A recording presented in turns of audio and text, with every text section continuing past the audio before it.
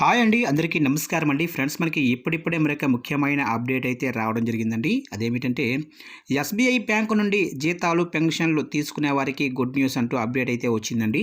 అయితే ఇందుకు సంబంధించిన పూర్తి వివరాలైతే మన వీడియోలో తెలుసుకుందామండి. ఆ గుడ్ న్యూస్ ఏంటనేది వీడియో మాత్రం ఎక్కడ స్కిప్ చేయకుండా చూడండి ఫ్రెండ్స్. అప్పుడే మనకి పూర్తి సమాచారం అయితే తెలుస్తుంది. ఇక లేట్ చేయకుండా వివరాల్లోకి వెళ్ళిపోదాము. ఇక స్టేట్ బ్యాంకును ట్రెజరీ బ్యాంక్ అని కూడా అంటారు. ప్రభుత్వ ఆర్థిక కార్యకలాపాలన్నీ దాదాపు ఈ బ్యాంకు ద్వారానే అవుతుంటాయి. ఇక ముఖ్యంగా ప్రభుత్వ ఉద్యోగుల జీతాల బట్వాడాలో ఈ బ్యాంకు కీలక పాత్ర పోషిస్తూ ఉంటుంది.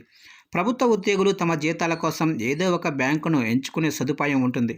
అయితే స్టేట్ బ్యాంక్ ఆఫ్ ఇండియాను కనుక ఎంచుకొని ఆ బ్యాంకు ద్వారా జీతాలు పొందుతున్నట్లయితే అనేక ప్రయోజనాలు ఉచితంగా లభిస్తాయి. ఇక ఈ విషయం చాలామందికి తెలియక అవకాశం ఉండి కూడా ప్రయోజనం పొందలేకపోతున్నారు. ఇక ఉదాహరణకు వివిధ రుణాలు అంటే గృహ రుణం, వ్యక్తిగత రుణం వంటి ఏ రుణం తీసుకున్నా తమ బ్యాంకులో అకౌంట్ ఉన్న ప్రభుత్వ ఉద్యోగికి ప్రాసెసింగ్ ఛార్జీల్లో 50% మాత్రమే తీసుకుంటారు. అలాగే డ్రాఫ్ట్లు, చెక్కులు, ఎస్ఎంఎస్ హెచ్చరికలు అన్నీ కూడా ఉచితంగా లభిస్తాయి. అలాగే 2 నెలల ఓవర్ డ్రాఫ్ట్ కూడా పొందవచ్చు. ఇక అన్నిటికంటే ముఖ్యంగా ఉద్యోగి ఆకస్మిక మరణం సంభవిస్తే పర్సనల్ యాక్సిడెంట్ ఇన్సూరెన్స్ స్కీమ్ కింద 20 లక్షలు, ఎయిర్ డెంట్ ఇన్సూరెన్స్ కింద అయితే 30 లక్షలు చెల్లించబడతాయి.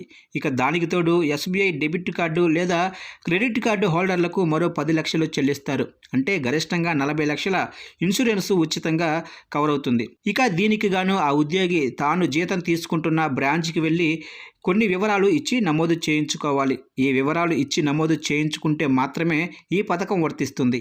ఇక దీనికి 4 రకాల స్లాబులు అయితే ఉంటాయి. జీతం 10,000 నుంచి 25,000 మధ్య సిల్వర్ గాను, 25,000 నుంచి 50,000 మధ్య జీతం ఉంటే గోల్డెన్ గాను, 50 నుంచి 1,00,000 వరకు జీతం పొందుతున్నట్లయితే డైమండ్ గాను, 1,00,000 పైబడి పొందినట్లయితే ప్లాటినంగాను నిర్ణయిస్తారు. ఇక స్లాబ్ను బట్టి ఇన్సూరెన్స్ కవరేజీ ఉంటుంది. కేవలం ఖాతా ఉన్నంత మాత్రం చేత వర్తించదు.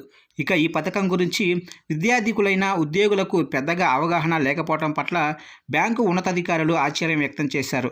ఇక వీడియోల ద్వారా ప్రతి ఉద్యోగికి అందేలా సందేశాలు ప్రచారం చేస్తున్నారు. నమోదు చేయించుకున్న ఉద్యోగులు ఆ వివరాలు తమ కుటుంబ సభ్యులకు చెప్పకపోవడంతో పథకంలో ఉండి కూడా ఆ కుటుంబం ప్రయోజనం పొందలేకపోతుందట.